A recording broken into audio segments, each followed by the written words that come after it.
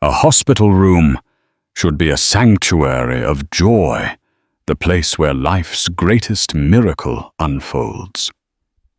For Jessica Peterson, it was supposed to be the best day of her life. As she endured the final agonizing hours of labor, her husband Liam was just a few miles away. But he wasn't looking for parking or grabbing a celebratory cigar. He was in a 5-star hotel with her worst nightmare. This isn't just a story about cheating. This is a story of the moment a new life began and a marriage ended broadcast for the world to see on Instagram.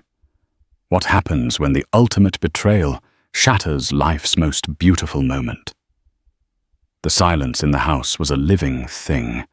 It wasn't the peaceful quiet of a sleeping home. It was the tense, anticipatory silence of a held breath.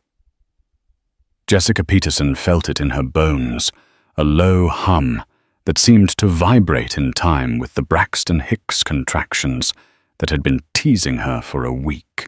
At 39 weeks and 3 days pregnant, she was a planet unto herself, with a tiny, restless moon orbiting within her.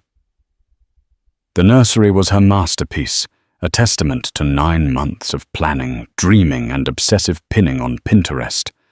The walls were a soft, gender-neutral sage green. A hand-painted mural of gentle woodland creatures frolicked above a crisp, white crib. She and Liam had spent an entire Saturday assembling their laughter echoing in the small room. Every book on the shelf was curated, every tiny outfit washed in hypoallergenic detergent and folded into perfect squares inside the dresser. She would often stand in the doorway, one hand on her burgeoning belly, and just look. It was a room full of promises. Anything yet superstar. Liam's voice from the living room broke her trance. He walked in, smelling faintly of the expensive cologne she'd bought him for their 2nd anniversary, and the faint electric scent of his work laptop. He was handsome in that effortless, clean-cut way that made other women's eyes linger a little too long. Dark, impeccably styled hair, a jawline that could cut glass, and the kind of charming, easy smile that had convinced her on their first date that he was the one. He wrapped his arms around her from behind, resting his hands over hers on the great curve of her stomach. "Lily is taking her sweet time, huh? Guess she's already a diva." They'd decided on the name Lily months ago. Lily Carter Peterson. It sounded like a poem to Jessica. "She's just making sure her grand entrance is perfect," Jessica murmured, leaning back against his chest. For a moment, the tension in the house receded. This was the picture. This was the dream she was building. A loving husband, a beautiful home, a daughter on the way. But lately the picture had felt off. A slight blurring at the edges she couldn't quite fix. It was in the little things. The way Liam's phone, once casually left on the kitchen counter, was now always screened down or in his pocket. The late nights at the office that had become more frequent in her 3rd trimester. He'd explained it away, of course. He was a senior project manager at a rapidly growing tech firm. They were closing a huge deal before his paternity leave started. He wanted to tie up all the loose ends so he could be 100% present for her and Lily. It made sense. It was logical. Liam was always logical. But it didn't soothe the unease coiling in her gut, an instinct she kept dismissing as irrational pregnancy hormones. "Speaking of work," he said, kissing the top of her head and releasing her. "I just need to fire off a few more emails. This acquisition deal with the Jensen Group is at a critical stage. I promise I'll be done in an hour. Liam, it's Friday night. I'm about to pop. Can't it wait until Monday?" "Babe, you know I wouldn't if it wasn't crucial. It's just..." This one person, Chloe. She's new on the junior team, super ambitious, but still learning the ropes. I need to review her final draft of the presentation before it goes to the client Monday morning. If I don't, I'll be stressed about it all weekend, and you don't need a stressed-out husband when you go into labor. Chloe. The name had popped up a few times in the last month. Chloe Vance, the star intern turned indispensable junior associate. According to Liam, she was a workhorse, a real go-getter. Jessica had pictured a mousy, ambitious girl in a drab pantsuit fueled by coffee and a desire to climb the corporate ladder. Okay, Jessica sighed, rubbing her lower back. Just don't be too long. I want to watch that documentary about penguins. For the penguins, I'll move mountains. He grinned, giving her that $1,000,000 smile before disappearing into his home office and closing the door. Jessica waddled to the kitchen, the weight of the baby pulling her forward. She opened the fridge, staring blankly at the neatly organized shelves. A wave of loneliness washed over her so sharp and sudden it made her gasp. The silence was back louder this time. The only sound was the click-clack of Liam's keyboard from the other room, a rapid, almost frantic rhythm. It didn't sound like someone reviewing a presentation. It sounded like someone having a very private, very urgent conversation. She shook her head, angry at her own suspicion. She was being unfair. He was working hard for their family, for her, for Lily. She was just tired and sore and scared of the monumental event looming before her. Childbirth, motherhood. It was all unknown territory, a map with a giant "Here be dragons" scrawled across it. An hour bled into 2. The penguin documentary remained unwatched. She tried calling him, her voice soft. Liam, honey. No answer, just the relentless typing. She decided to take a warm bath to soothe her aching back. As she soaked in the tub, surrounded by the lavender-scented steam, she felt a sudden, sharp, and entirely new sensation. It wasn't the dull ache she was used to. It was a powerful, deep clenching that stole her breath. She waited. 5 minutes later, it came again, fiercer this time. This was it. Her heart hammered against her ribs, a mix of terror and elation. She heaved herself out of the tub, wrapping a towel around her body. Liam. She called, her voice trembling. Liam. I think it's time. The typing stopped. The office door opened, and he emerged, a strange look on his face, not of panic or excitement, but of irritation, as if she had interrupted something vital. The look was gone in a second, replaced by a mask of husbandly concern. Oh my God, babe. Are you sure? I'm pretty sure my internal organs are trying to stage a coup. Liam? Yes, I'm sure. And then, as if on cue, a warm gush of fluid ran down her legs, pooling on the hardwood floor. They both stared at the puddle, the undeniable, irrefutable proof. The held breath of the last 9 months was finally released in a rush. Okay, he said, running a hand through his perfect hair, messing it up for the first time all day. Okay, hospital bag, car keys, your birth plan. It's go time. As he rushed around, grabbing the meticulously packed bags by the door, Jessica's eyes fell on his phone, which he'd left on the coffee table in his haste. The screen lit up with a new notification. It wasn't an email from his boss or a calendar reminder. It was a WhatsApp message from a Chloe V. The preview was short, but it was enough. Thinking of you. Can't wait for later. The winking emoji felt like a physical blow. Later. What was happening later? Her contractions were 7 minutes apart. Their baby was coming. There was no later that didn't involve a hospital and a newborn. "You ready, sweetheart?" Liam was at the door, holding it open for her, the perfect concerned husband once more. Jessica looked from the phone screen to his smiling face. The pieces were all there, scattered and sharp, but her mind, clouded by pain and panic, refused to assemble them. It couldn't be. Not now. Not tonight. She was just hormonal, paranoid, misreading things. She had to believe that. "Ready," she whispered, taking his hand and walking out of the home that suddenly felt like it belonged to a stranger. The fluorescent lights of the hospital corridor were harsh and unforgiving, stripping the color from everything and casting long, sterile shadows. Every scent was amplified, the sharp tang of antiseptic, the faint metallic smell of sickness, and the institutional aroma of floor wax. For Jessica, it was a world away from her serene, sage-green nursery. They checked her into a private labor and delivery room, a small beige box dominated by a formidable-looking bed and a symphony of beeping machines. A kindly middle-aged nurse named Maria had hooked her up to monitors, one for her contractions and one for the baby's heartbeat.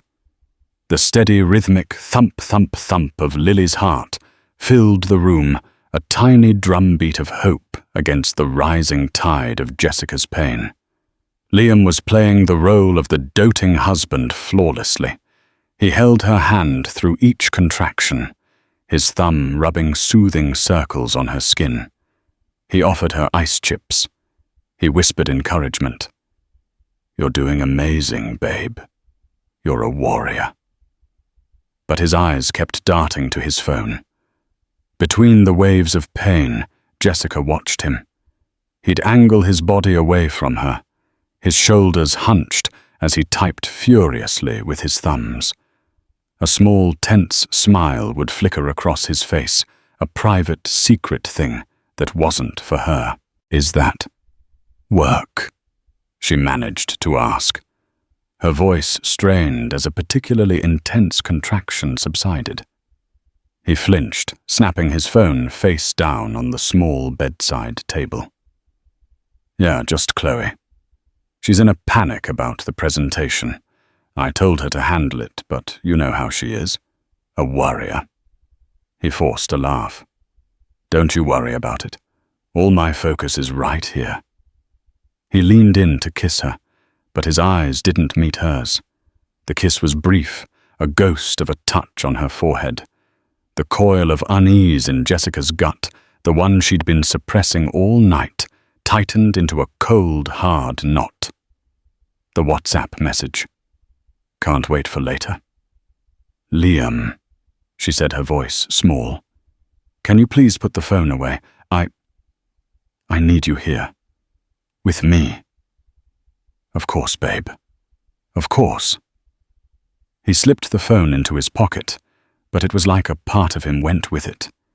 He was physically present, but his mind was a million miles away, and Jessica had a sickening feeling she knew exactly where. An hour later, as her contractions grew stronger and more frequent, he stood up abruptly. "Shoot. I am the biggest idiot on the planet." Jessica looked at him, her face pale with effort. "What is it?" "The car seat. The infant car seat. In all the panic, I forgot to transfer it from my car to yours. They won't let us leave the hospital without it." He smacked his forehead with the palm of his hand in a gesture of theatrical frustration. "My car is still at the house. I have to go back and get it. I'll be so fast you won't even know I'm gone." Nurse Mariah, who had just come in to check her dilation, frowned slightly. "She's progressing quickly, Mr. Peterson. You might not want to be gone for too long." "I'll break land speed records," Liam promised, already inching toward the door. "I'll be back before you can say epidural." He blew Jessica a kiss. "I love you. Be strong." And then he was gone. The door swung shut behind him, leaving a void in the room. The silence was heavier now, punctuated only by the beeping machines and Jessica's ragged breaths. "Men," Maria said with a sigh, adjusting Jessica's pillow, "always finding a reason to flee the scene of the crime. Do you want me to call your mom? Or a sister, maybe?" Tears pricked Jessica's eyes. She felt so utterly, terrifyingly alone. "My sister," she choked out. "Her name is Sarah. Can you call her for me?" Liam didn't drive home. He sped past the turnoff to their quiet suburban street and headed downtown, his heart pounding with a different kind of adrenaline. It was a vile, exhilarating mix of guilt and anticipation. He was a terrible person. He knew it. But the knowledge was buried under layers of self-justification. He was suffocating. The perfect house, the perfect wife, the perfectly planned baby. It was a life he was supposed to want, a box he was supposed to check. But it felt like a cage, and Jessica, with her lists and her plans and her expectations, was the gentle, well-meaning warden. Chloe was the opposite. She was chaos. She was freedom. She was a 24-year-old with no plans beyond next weekend, a girl whose entire world revolved around Instagram filters and fleeting moments of validation. With her, he wasn't dad-to-be or husband. He was just Liam, the cool, successful older man who could buy her expensive dinners and make her laugh. He was a cliché, and he didn't care. He pulled into the valet parking of the Grand Meridian, a sleek, obscenely expensive hotel that glittered against the night sky. He sent a quick text. "I'm here. Room 12E08. He'd booked it last week under a false name. A just-in-case plan. A final indulgence before the rest of his life began. He had convinced himself it was a harmless pressure release valve. A last taste of the man he used to be, before he became the man he had to be. When he opened the door to room 1208, she was there, silhouetted against the floor-to-ceiling window that offered a panoramic view of the city lights. She was wearing a ridiculously short black dress, her long blonde hair curled to perfection. She turned around, a wide, predatory smile on her face. "I was starting to think you weren't coming," Chloe purred, gliding towards him. "My wife just went into labor," he said the words, tasting like ash in his mouth. Chloe's smile didn't falter. If anything, it widened. "Oh my God. That's crazy. Is that bad? Like, should you be there?" "I have time," he said, pulling her towards him. "I told her I was getting the car seat." The lie spoken aloud in this opulent, anonymous room made it feel real. He had compartmentalized his life so completely that he could almost believe it himself.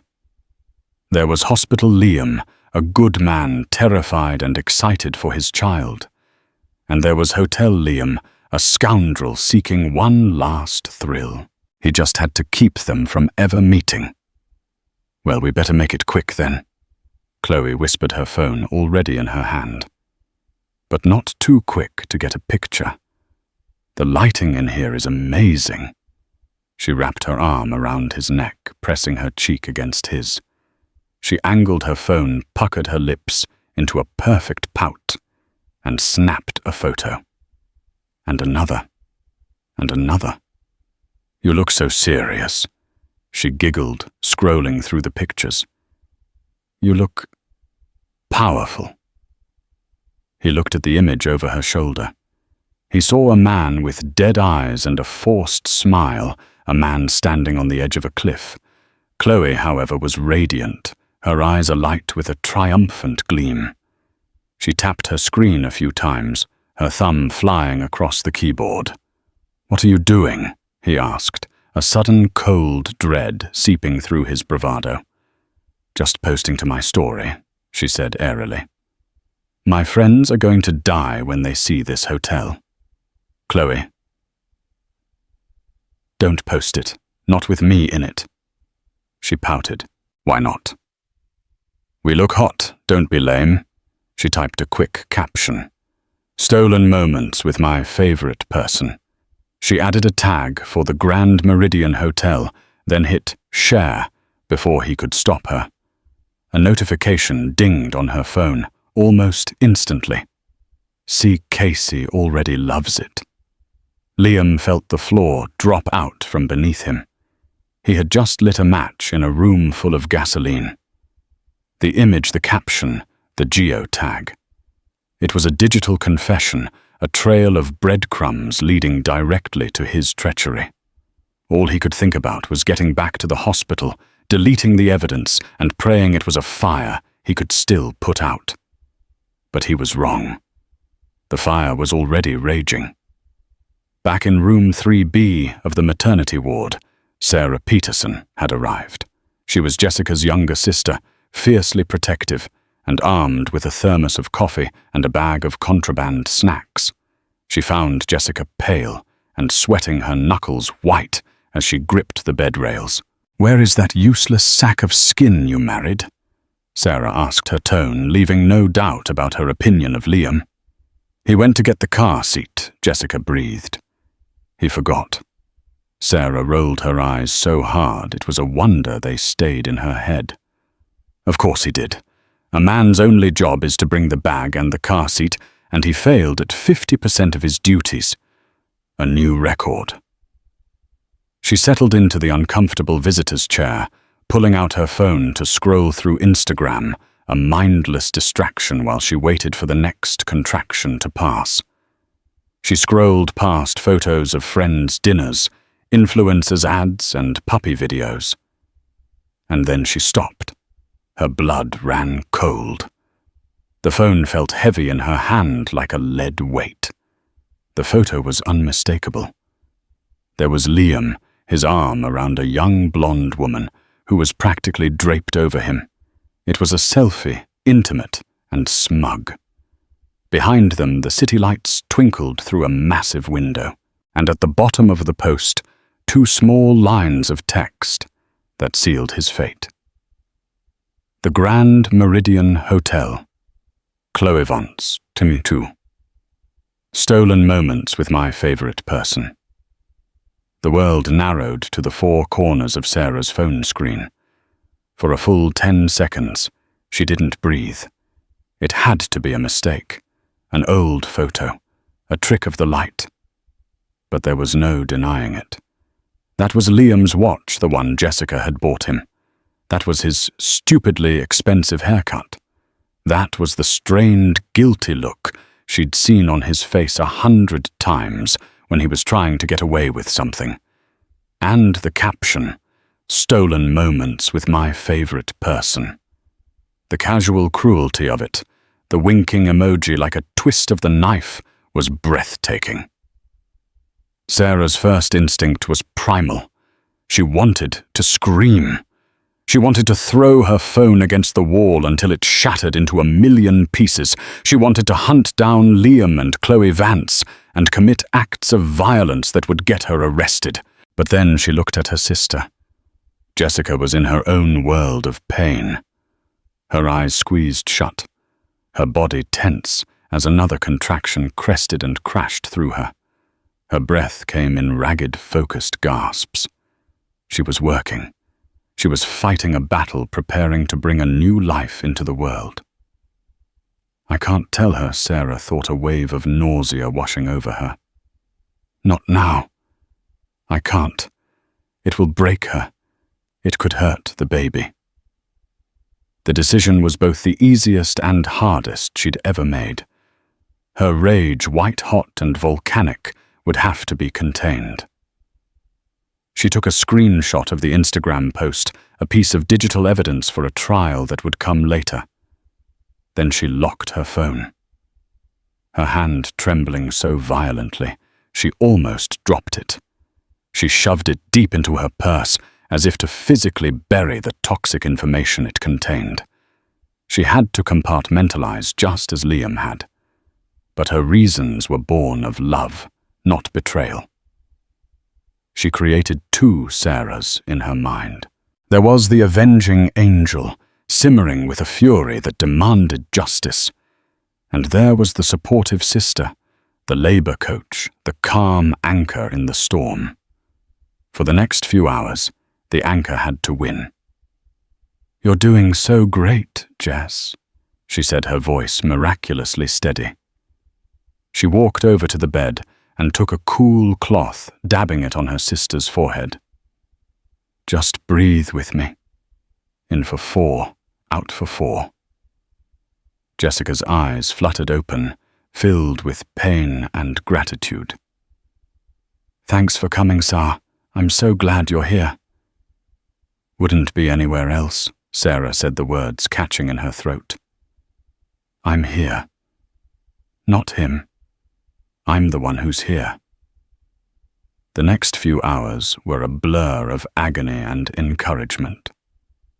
Nurse Mariah became their steadfast general, issuing commands and offering quiet praise. Sarah became Jessica's voice, her hands, her everything. She held her sister's hand, her own fingers aching from the force of Jessica's grip. She fed her ice chips. She told her stories from their childhood to distract her between the relentless waves of pain. All the while, the screenshot burned a hole in her mind. Every time she looked at her sister's beautiful, contorted face, she saw Liam's smug grin next to that blonde girl. The doctor, a calm woman named Dr. Evans, came in. "Okay, Jessica, we're at 10 centimeters. It's time to push. You're about to meet your daughter." This was the final act. The pain became monumental, an all-consuming force that blotted out everything else. Jessica became a primal being, her body driven by an instinct as old as time. She pushed with a strength she didn't know she possessed, her cries echoing in the small room. Sarah and Maria were on either side of her, a chorus of "You can do it," and "One more. Jessica, one more." "Where's Liam?" Jessica cried out during a brief respite, her eyes wild and searching the room. "He's missing it. He's going to miss it." "Forget him," Sarah said, her voice fierce. "He's not the one doing the work. You are. This is about you and your baby. Just you. Now push the command, sharp and clear, cut through Jessica's panic. Sarah was right. This moment wasn't about him. It was about her. She bore down one last time, a guttural roar tearing from her throat, a sound of pure, unadulterated power. And then release. A sudden slick emptiness. The pressure was gone. And in its place, a new sound filled the room, a tiny, furious, beautiful cry. "She's here," Dr. Evans announced, her voice full of warmth. "Congratulations, Mama. You have a perfect baby girl." They placed the baby on Jessica's chest, a small vernix-coated creature with a thatch of dark hair and flailing limbs. Jessica stared down at her tears of pain and exhaustion, instantly transforming into tears of overwhelming, earth-shattering love. Every ounce of pain, every moment of fear evaporated. Nothing else existed. Nothing else mattered. "Hi, Lily," she whispered, her voice cracking. "Oh, hi. It's you. It was you all along." She looked up at Sarah, her face glowing with a radiant post-birth euphoria. "Did you see her, Sar? She's perfect. She's the most beautiful thing I've ever seen." Sarah said, her own tears flowing freely, now a mix of joy for her niece and a deep, sorrowful anger for her sister. They cleaned Lily up and swaddled her in a soft pink and white striped blanket. Jessica held her daughter in the crook of her arm, counting her tiny fingers, stroking her downy cheek. The room was quiet now, save for the soft coos from the baby and the gentle hum of the machines. The storm had passed, leaving a beautiful, fragile peace in its wake. It was into this sacred peace that the question fell. "Has anyone heard from Liam?" Jessica asked, her voice soft, still wrapped in the cocoon of new motherhood. "He must be so worried. He'll be devastated he missed it." "Can you call him? I want him to see her." Sarah's blood ran cold again. The temporary peace was over. The other storm, the one she'd been holding back, was about to make landfall. She took a deep breath. She couldn't do it. She couldn't be the one to shatter this perfect moment. "His phone is probably off, Jess. Let's just enjoy this. Just the three of us girls for a little while." But Jessica's brow furrowed. The blissful fog was beginning to lift, replaced by the first prickles of returning reality. But why would it be off? He should be here. What if something happened? What if he was in an accident? The irony was sickening. The only accident was the one he deliberately created. Seeing the rising panic in her sister's eyes, Sarah knew she couldn't stall any longer. There was no good time to deliver bad news, but prolonging the lie felt like a betrayal of its own. Sarah began, her voice barely a whisper. She pulled the visitor's chair close to the bed. "Liam is not in a car accident. He's okay." "Then where is he?" Jessica demanded, her voice growing sharper, her protective motherly instincts now directed at her absent husband. Sarah couldn't bring herself to say the words. Instead, she took out her phone, her hands shaking again. She unlocked it and pulled up the screenshot. She didn't want to show it to her. She wanted to throw it into the sun. But it was the only way Jessica would believe it. It was the only way to cut through the excuses and the gaslighting that Sarah knew were coming. She held out the phone. Jessica looked at her, confused. Then her eyes dropped to the screen. The first thing that registered was the background. The glittering lights of the city skyline seen from high up. The second was the woman, blonde and beaming, her lips puckered into a smug little kiss. The third was Liam. Her husband, the father of the child she had just birthed. She read the caption. "Stolen moments with my favorite person." She read the location tag. The Grand Meridian Hotel. The color drained from her face. The radiant, euphoric glow vanished, replaced by a gray, waxy pallor. She stared at the screen for a long, silent moment, her mind trying to process an impossible reality. The man who was supposed to be getting a car seat for their newborn daughter was in a luxury hotel suite with another woman. While she was screaming in agony, he was smiling for a selfie. She looked from the phone to the tiny, perfect baby sleeping in her arms. Then she looked at Sarah, her eyes wide with a dawning horror that was more profound than any physical pain she had just endured. She didn't scream. She didn't cry. She just whispered one word, a sound so broken it seemed to crack the air in the room. "Oh." The O hung in the air, a fragile, hollow sound.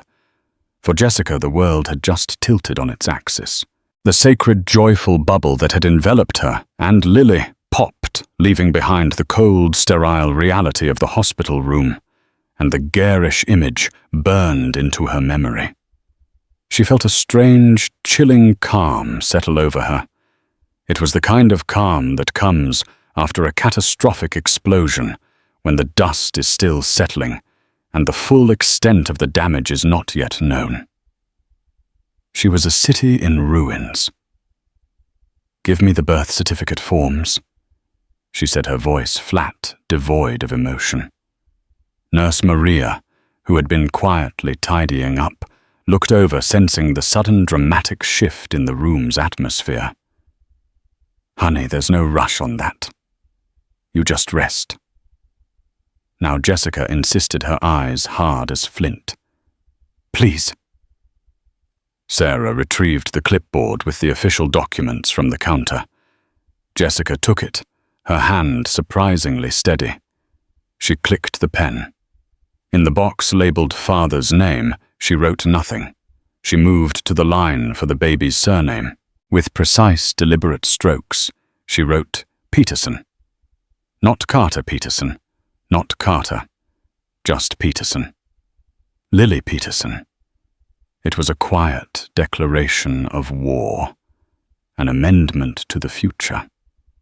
With a few inches of ink, she had excised him. Sarah watched, her heart aching for her sister, but also swelling with a fierce pride.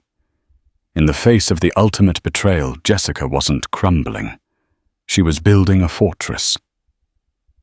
The quiet of the room was shattered 40 minutes later when the door swung open. In walked Liam, holding the infant car seat like a trophy.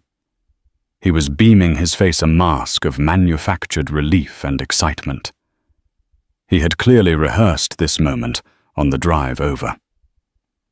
"I am so sorry," he began, his voice booming in the quiet space.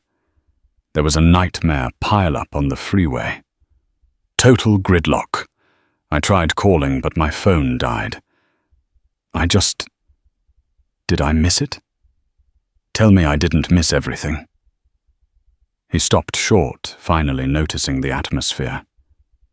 The silence from Jessica. The murderous glare from Sarah. Nurse Maria suddenly finding a reason to check the IV drip with intense focus. His eyes fell on the swaddled bundle in Jessica's arms. His smile faltered, becoming uncertain. "Oh my God. There she is." He took a step forward, his arms outstretched. "Jess, let me see her." Jessica looked up at him. Her expression was utterly blank. It was more terrifying than rage. "You can see her from there," she said, her voice dangerously level. Liam froze. "What's going on? Babe, what's wrong?" He looked at Sarah, seeking an ally, but found only contempt. "Sarah. What is this?" Sarah held up her phone, the screen still displaying the damning photo. She didn't say a word. She just let him look. Liam's face went through a rapid series of transformations. First confusion, then dawning recognition. Then a sickly pale horror, as he realized the fire he'd started had already burned his entire world to the ground. The car seat clattered from his nerveless fingers, hitting the linoleum floor with a hollow thud. "Jess, no. It's not what it looks like." He stammered the words. Automatic, pathetic. "Really?" Jessica's voice was like ice. "Because it looks like you in a hotel room with a woman named Chloe. While I was giving birth to our daughter, it looks like you were taking stolen moments with your favorite person while my body was tearing itself apart to bring your child into this world. So tell me, Liam, what am I missing? What part of this picture am I not understanding?" It was a mistake, he pleaded, his eyes darting around the room, looking for an escape route that didn't exist. A stupid, meaningless mistake. I was stressed, the pressure of the baby of work. I wasn't thinking. "You were thinking," Sarah cut in her voice, dripping with venom. "You were thinking enough to book a room at the Grand Meridian. You were thinking enough to lie about a car seat. You were thinking enough to pose for a damn selfie. This is between my wife and me." "Sarah, Liam snapped, trying to regain some semblance of control. No, Jessica, said her gaze unwavering. It was between you and her. Now it's between me and my daughter. The one whose birth you missed, so you could get a quick thrill before your life of suffocating fatherhood began. The word choice hit him like a physical blow. He stared at her dumbfounded. It was as if she had read his mind, plucked the selfish justification right out of his soul, and thrown it back in his face. I love you, Jess, he whispered, tears now welling in his eyes. They were tears of self-pity, not remorse. I love our family. You don't get to say that word, Jessica said, her voice finally cracking, the raw wound of betrayal exposed. You don't get to talk about family. A family is built on trust, on respect, on showing up. You burned the foundation of ours to the ground for a cheap thrill and an Instagram post. She adjusted the sleeping baby in her arms. I want you to leave. What number, Jessica, please? Let's talk about this. We can fix this. We can go to therapy. There is no we to fix, she said. I will not raise my daughter in a home where I have to wonder where her father is every time he's late from work. I will not live my life looking at you and seeing that picture. I will not have my heart break every single day. You made your choice. You chose the stolen moment over a lifetime of real ones. Now you get to live with that. She looked at him one final devastating time. So get out. Get out of my room. Get out of my life. And don't you dare come near me or my daughter again. The finality in her voice was absolute. There was no room for argument. Liam stood there, his handsome face crumbling into a mask of pathetic desperation. He looked at the baby. His daughter, a stranger he had forfeited the right to know. He looked at Jessica, the woman whose heart he had just irrevocably shattered. He saw no forgiveness in her eyes, only an ending.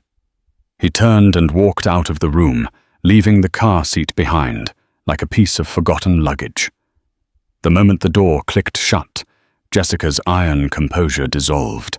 A great shuddering sob escaped her, a sound of profound and desolate heartbreak. She hunched over her baby, protecting her from a world that had suddenly become so cruel, her tears falling onto Lily's soft blanket. Sarah rushed to her side, wrapping her arms around both of them. I'm so sorry, Jess, she whispered, holding her sister as she wept. I'm so sorry. In the sterile beige hospital room, surrounded by the evidence of new life, Jessica Peterson mourned the death of the life she thought she had. The family she had so carefully, so lovingly built was now just a memory, and the future, once a bright and promising landscape, was now a terrifying unknown wilderness she would have to navigate alone. The first few weeks were a disorienting soup of exhaustion and grief, a surreal existence lived in the 3-hour increments between feedings, diaper changes, and bouts of uncontrollable weeping. Jessica's world had shrunk to the 4 walls of the nursery. At 3 a.m., with the rest of the world asleep, she would sit in the rocking chair, the soft weight of Lily against her chest, and the silence would be deafening. The physical ache of her recovery was a dull, constant thrum, but it was nothing compared to the sharp, serrated edge of the emotional wound. In these quiet, lonely hours, the paradox of her life was most acute in her arms. She held the most beautiful, perfect thing she had ever known, and in her mind, the ugly, garish image of Liam's hotel selfie would flash unbidden. It was a constant, torturous collision of profound love and profound betrayal. Her parents had swept in, like a quiet, efficient army. Her father, a man of few words and decisive action, spent an afternoon grimly changing every lock on the house, the metallic scrape and click of the tumblers, a funereal sound that echoed Jessica's own internal deadbolting. Her mother filled the fridge with containers of soup and lasagna that Jessica had no appetite to eat, and took Lily for hours at a time, humming soft lullabies, so Jessica could shower or simply stare at a wall. Their presence was a silent, unwavering wall of support, a buffer against a world that felt too harsh to face. The house, once a sanctuary of promises, now felt like a museum of a dead marriage. Every corner held a memory, now hopelessly tainted. The armchair where they used to read together, his feet propped up on the ottoman. The kitchen where he'd made her pancakes on Sundays, always burning the first one. The bed they had shared. She couldn't bring herself to sleep there. She and Lily slept in the sage-green nursery now. It was the only room in the house that felt pure, the only one that belonged wholly to them, a tiny island in a sea of shared history. Liam predictably had launched a full-scale apology tour via technology. The barrage was relentless. Texts that began with Jess. "Please, I know I don't deserve it, but just let me explain." Long, rambling voicemails filled with choked-up self-flagellation and desperate pleas, his voice a sound she no longer recognized. He sent flowers, 3 dozen white lilies, an irony so cruel and tone-deaf it made Jessica feel physically ill. Her father intercepted the delivery at the door and deposited the entire ostentatious bouquet directly into the outdoor trash bin without a word. Then came the emails from his mother, Eleanor Carter. They were masterpieces of passive aggression, lamenting the terrible misunderstanding and reminding Jessica that all men make mistakes and that a child deserves her father, no matter the circumstances. Jessica's mother, after reading one over her daughter's shoulder, took the phone, her fingers typing with brisk precision. Her reply was a single devastating sentence, "Eleanor, your son made his choice. Now Jessica is making hers. Please respect that." The email stopped. A month after Lily was born, Jessica sat at her dining room table across from a woman named Catherine Shaw, a divorce attorney with kind eyes and a reputation for being a shark in the courtroom. "The Instagram post is your silver bullet." Catherine explained, her tone both empathetic and pragmatic. "In family court, infidelity can often devolve into a messy he said, she said. But this, Jessica, this is a time-stamped, geo-tagged photograph of him with another woman posted publicly while you were in active medically documented labor. This isn't just cheating. From a legal standpoint, this is a portrait of character. It's an act of such profound parental abandonment and marital negligence that no judge will be able to look past it. He has no leg to stand on." The words were validating, but they offered little comfort. This wasn't a game she wanted to win. It was a war she had never wanted to fight. 2 weeks later, there was a knock at the door. Jessica's heart hammered against her ribs. She wasn't expecting anyone. Peering through the peephole, her blood ran cold. Standing on her porch was Chloe Vance. She looked different from her brazen Instagram photos. Smaller, younger, almost fragile. Without the heavy makeup, flattering filters and confident smirk, she just looked like a scared kid in over her head. She was dressed in plain jeans and a t-shirt, her famous blonde hair pulled back in a messy ponytail. Every instinct in Jessica's body screamed at her to turn and walk away, to leave the door locked and unanswered. But she was tired of running, tired of hiding. And some small, morbid part of her, the part that needed to see the story through to its absolute end, held her in place. She left the storm door locked, but unlatched the main one, opening a crack. "What do you want, Chloe Jessica?" the girl asked, her voice trembling slightly. I just wanted to apologize. Face to face, I was stupid. I was reckless and selfish, and I never ever thought... I knew he was married. I knew you were pregnant. But he made it sound like...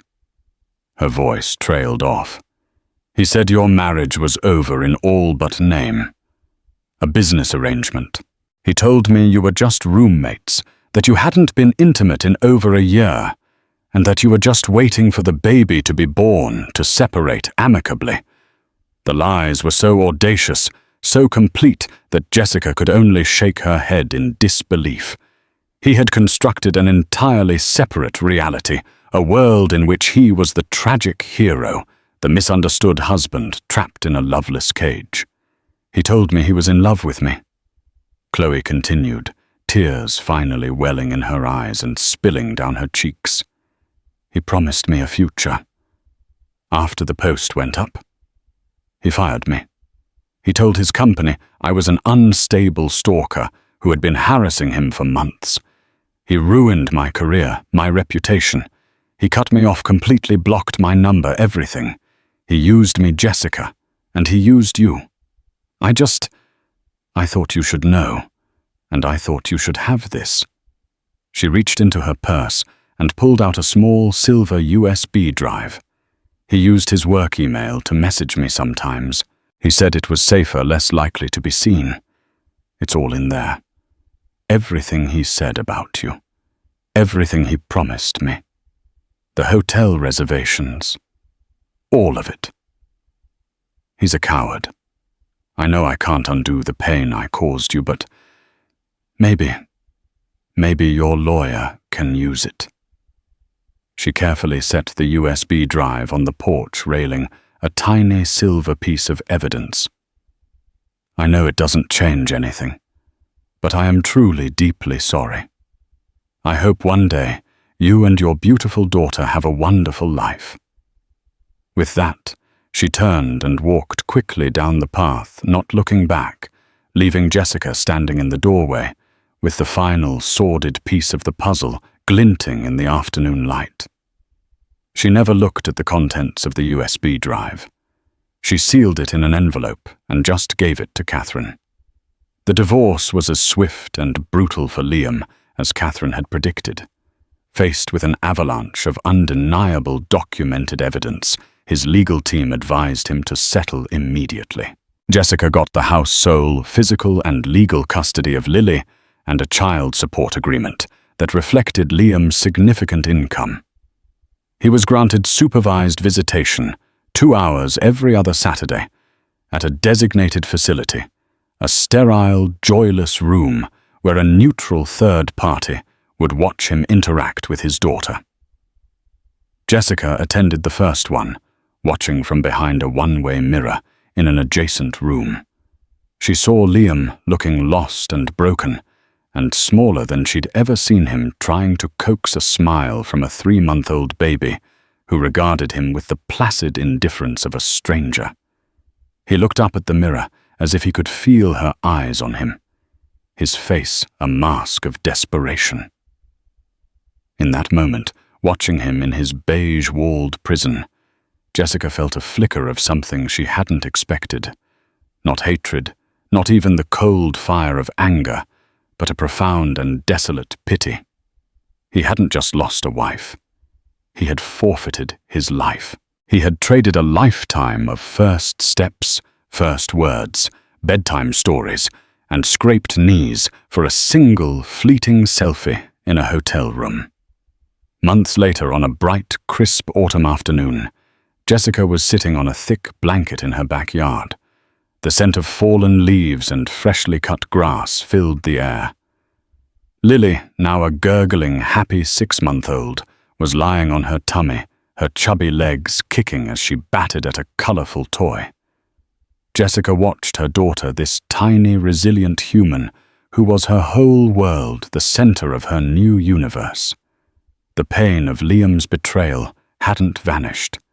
It was a part of her now, a pale, silvery scar on her heart. But it no longer ached with every beat. It didn't define her. It was simply part of her story, the chapter that had to end for this new, better one to begin. Her phone buzzed beside her on the blanket. It was a text from Sarah. "Thinking of you. How are my two favorite girls?" Jessica smiled, a real, genuine smile that reached her eyes and made them crinkle at the corners. She aimed her phone and snapped a picture of Lily. Her face lit up by the golden afternoon sun, her mouth open in a look of pure, unadulterated joy. She sent it to her sister with a simple caption, "Having a perfect moment. With my favorite person." It wasn't a jab at Liam. It wasn't about him at all anymore. It was a statement of fact, a quiet declaration of her new reality. She locked her phone, lay back on the grass, and looked up at the vast, impossibly blue sky. The future was still an unknown wilderness, but for the first time in a very long time it was no longer terrifying. It was an open road, and she was free. Jessica's story is a brutal reminder of how quickly a life can be shattered by selfishness and deceit. But it's also a powerful testament to the resilience of the human spirit.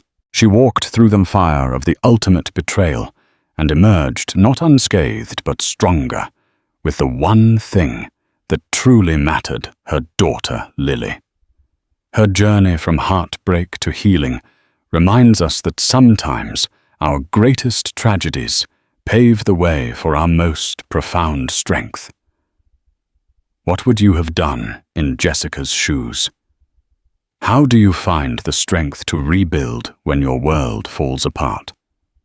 Share your thoughts in the comments below. We read every single one. If this story touched you, please give this video a like. Share it with someone who might need to hear it. And make sure you subscribe to our channel for more real-life stories of drama resilience and the incredible power of the human heart to overcome even the deepest wounds. Thank you for watching.